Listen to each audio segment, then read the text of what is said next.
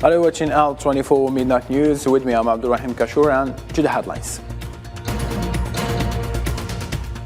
President of the Republic, Mr. Abdelmajid Tebboune, affirmed that his greatest concern at the present time is to complete the implementation of the 54th commitment he made to the Algerian people.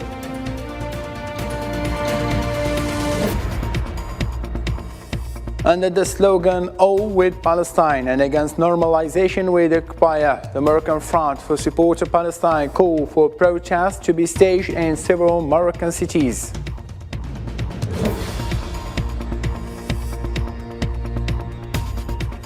A shooting targeting a Kurdish cultural center in Paris left 3 people dead and 3 others wounded.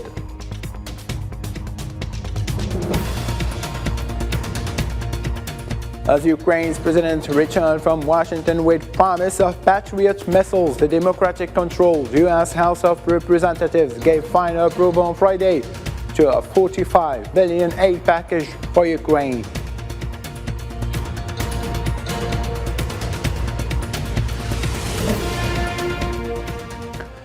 Hello again. Starting from Algeria, the President of the Republic, Mr. Abdelmajid Tebboune, affirmed his greatest concern at the present time was to complete, during the remaining 2 years of his presidential mandate, the implementation of the 54th commitment he made to the Algerian people, stressing that the last word belonged to the people. Mohammed Khatal.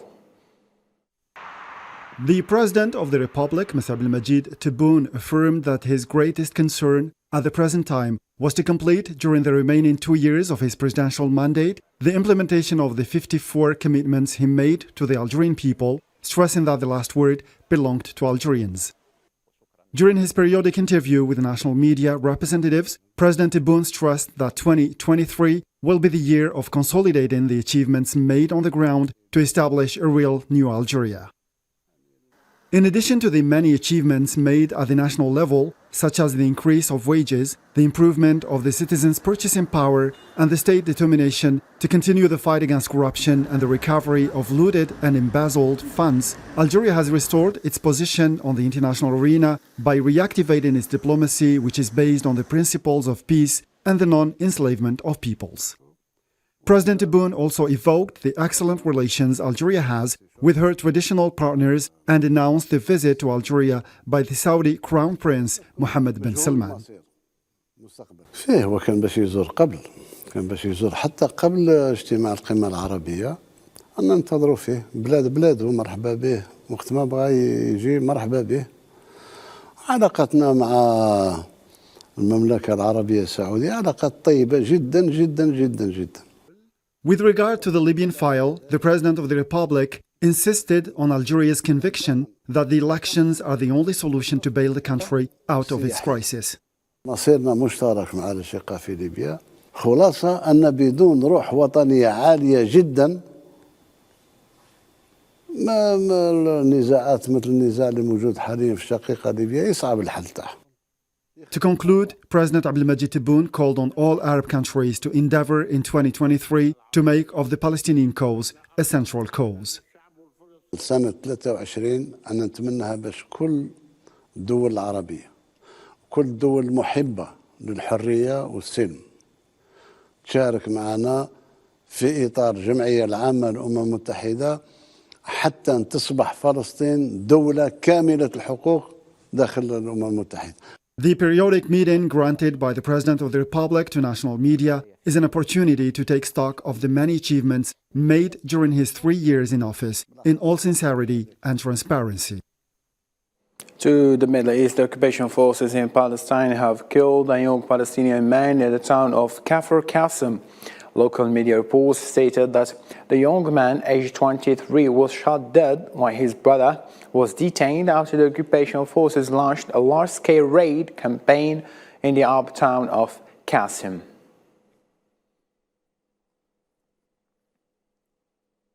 In the African continent, under the slogan "All with Palestine and against normalization with the occupier," the Moroccan Front for Support to the Palestine called for protests to be staged in several Moroccan cities to deal a blow to the normalization deal established with the Zionist entity on the occasion of the second anniversary of its proclamation. The Zionist entity and Morocco announced the resumption of diplomatic relations on December 10, 2020, after an interruption dating back to 2000 on the 22nd of the same month. The Moroccan government signed a joint declaration with Zionist entity and the United States during the first visit of the official Zionist American delegation to the capital, Rabat. Still in Africa, Burkina Faso has ordered the United Nations coordinator in the country to leave by the end of the day, declaring her persona non grata. For this matter, Burkina Faso Foreign Ministry said on Friday that Italian diplomat Barbara Manzi is requested to leave Burkina Faso immediately without giving any official reason for the expulsion. Foreign Minister Olivia Ruamba said Manzi's decision to unilaterally withdraw non-essential UN staff from the capital Ouagadougou justified the move. Somali National Army recovered the last directorate of Middle Shabelle Governorate, which was controlled by Al-Qaeda-affiliated Al-Shabaab terrorists. The official spokesman of the Somali Minister of Defense indicated the statement on Thursday that the army carried out wide security operations and seized control over the last board of the Middle Shabelle. He confirmed that continuation of military operations against the movement, adding that 150 elements from a Shabab movement were eliminated, including 5 foreigners.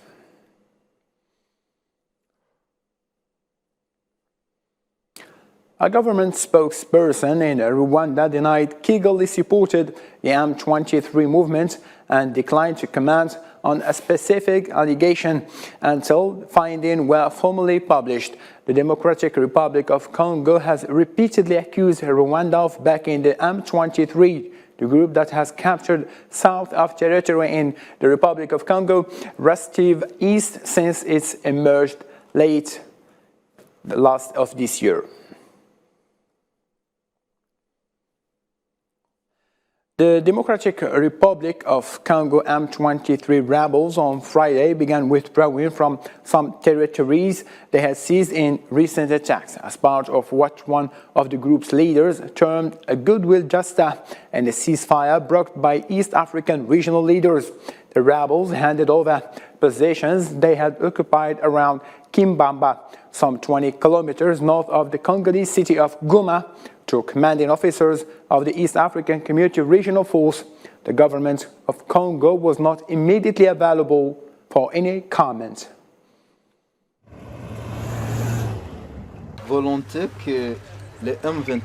This is a goodwill gesture that the M23 will make today. It is in the name of peace and a gesture that is part of the recommendations of the mini-summit of heads of state held in Angola in November 2022. We hope that the Kinshasa government will seize this opportunity with 2 hands and work to bring peace to our country. I thank the M23 leadership for complying with the Luanda communique of November 23, 2022, which called for the M23 to leave all places under its control. We appeal to all armed groups to lay down their arms, stop all kinds of attacks and violations, whether against the M23 or even against another group. And that was one of the important things that the Luanda communique hammered home. Everyone needs to stop fighting so that we can see how to move forward in this process. We also call on the people who fled Kibomba now that the EAC regional force has just deployed here. To the European continent, particularly France, where a gunman killed 3 people at Kurdish Cultural Center, a nearby Kurdish cafe in central Paris on Friday, prompting violent protests in nearby streets. Nabil Khazini. The 10th district in the French capital has become a theater stage after a gunman targeted a Kurdish cafe and a cultural center, as well as a hair salon. The 69-year-old man opened fire on at least 6 people, 3 of whom have died. The motivations of the attack remain unknown. Government officials, however, have said the attack was racist. Ses motivations étaient une attaque contre les étrangers. Obviously, he wanted to attack foreigners. We will find out from the judicial inquiry led by the public prosecutor if he was specifically targeting the Kurds. For the moment, no element allows us to know it. Immediately after the incident, anger bubbled over among the Kurdish community, who says few was done to protect them. The bloodshed sparked chaos in the streets as demonstrators clashed with police. Authorities, meanwhile, ramped up an investigation in an attempt to quell the concerns of the crowds of Kurdish descent gathered on site to raise their worries about whether enough was done to prevent such a tragedy. Kurdish women have already been killed in this place. Somehow it's a bit their neighborhood. Obviously, if people come and attack them there, they are not happy. If it is possible to enter a cultural center with a gun during the day, it means that there is not enough security. It is understood that the suspect was known to law enforcement authorities in the French capital and had been arrested last year after he attacked a migrant camp in Paris. He had been only recently released. A Spanish prosecutor dismissed on Friday the criminal case against Spanish border agents for the handling of mass border crossing in which at least 23 migrants died attempting to enter the North African enclave of Melilla from Morocco. After heavy criticism from Spanish and UN human rights experts, the handling of the tragedy has been a major political headache for the Spanish government and led to calls for the interim minister to resign. And regarding this political human matter, both Rabat and Madrid have denied using excessive force. The UN Security Council on Thursday adopted a resolution to extend the mandate of the UN peacekeeping force on the Golan Heights for 6 months. Resolutions 2671, which won the common support of 15 members council, requests the Secretary General to ensure the UN disengagement observer force has the capacity and resources needed to fulfill its mandate in a safe and secure manner.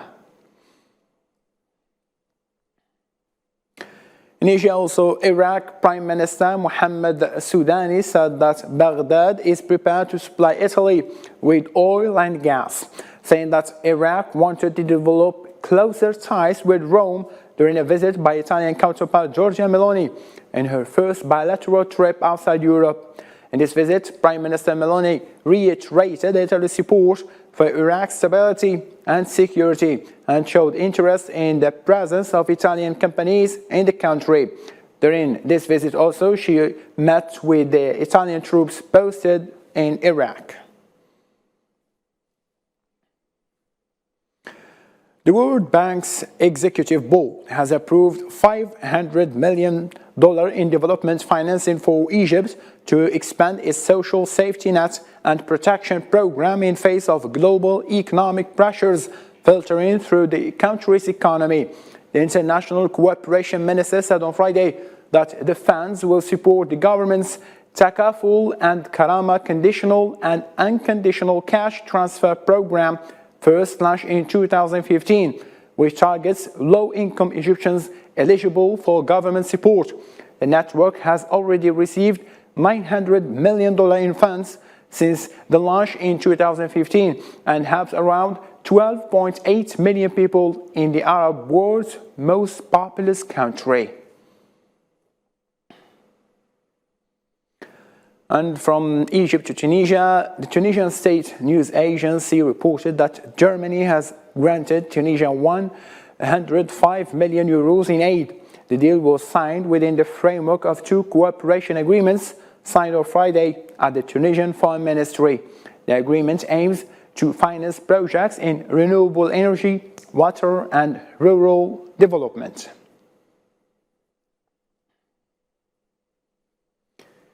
The U.S. Congress adopted on Friday a vast budget bill for federal services totaling $1,700 billion, including $45 for Ukraine. By a last vote of the House of Representatives, this makes it possible to avoid the paralysis of American federal administration, which could have intervened on Friday evening if no text had been approved by Congress before.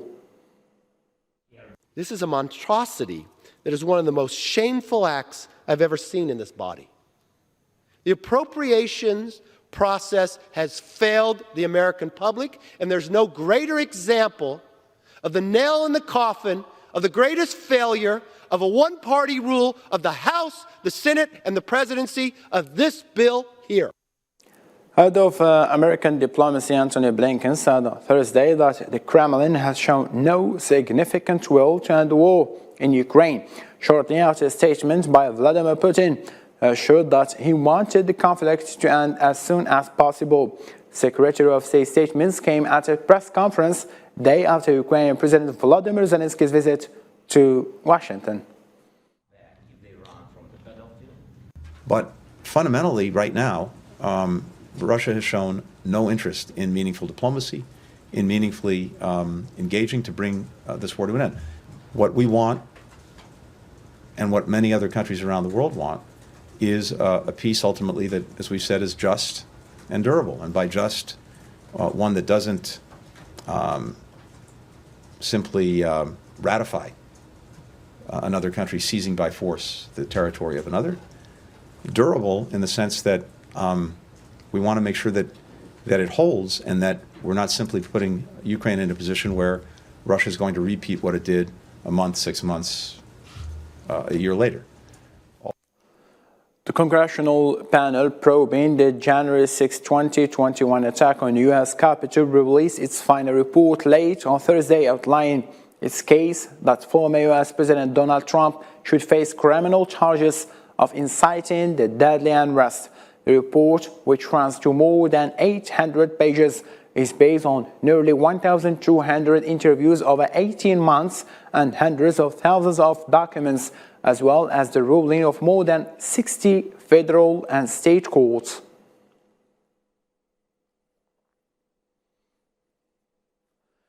Chinese Foreign Ministry spokesman said that the overall pandemic prevention and control situation in China is on schedule and controllable in response to U.S. top diplomat accusations about the situation in China. Hussein Barkan. U.S. Foreign Minister Antony Blinken on Thursday called on China to share its information on the new wave of COVID-19 the country is experiencing, and again offered help in form of vaccines. Since Beijing ended its strict health restrictions in early December, the number of positive COVID-19 cases has exploded in China, raising fears of high mortality among the elderly.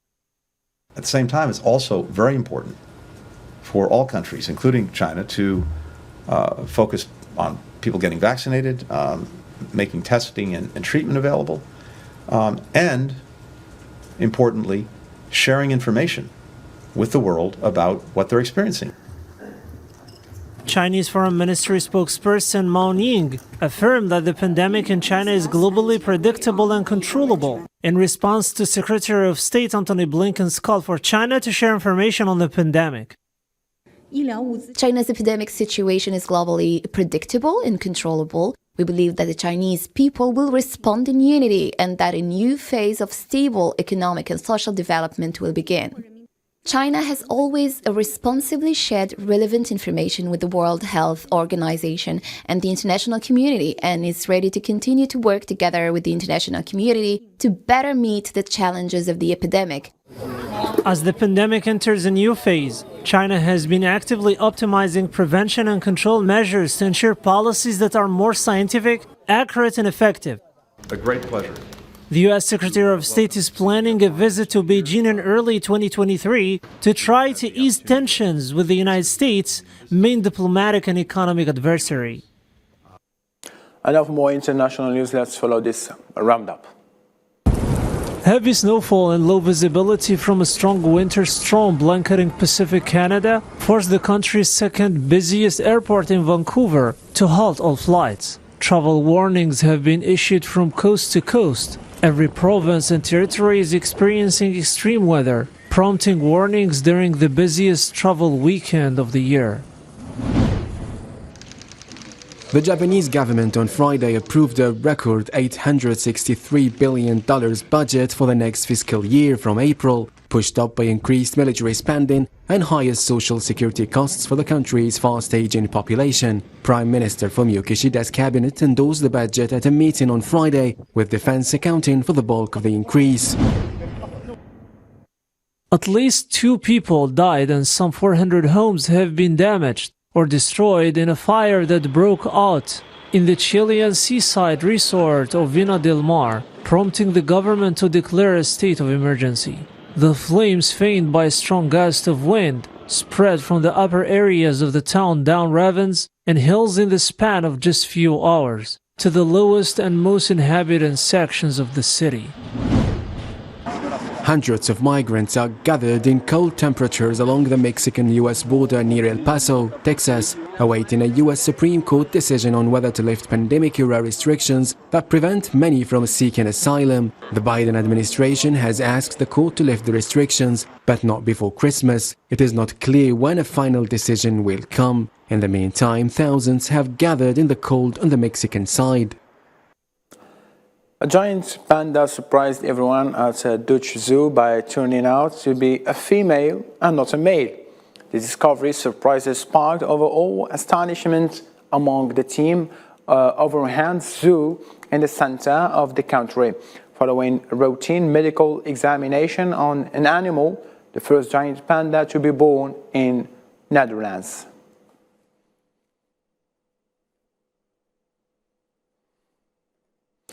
Ladies and gentlemen, thank you ever so much for being with us. For more updates, you can follow our social media platform. And for now, good night.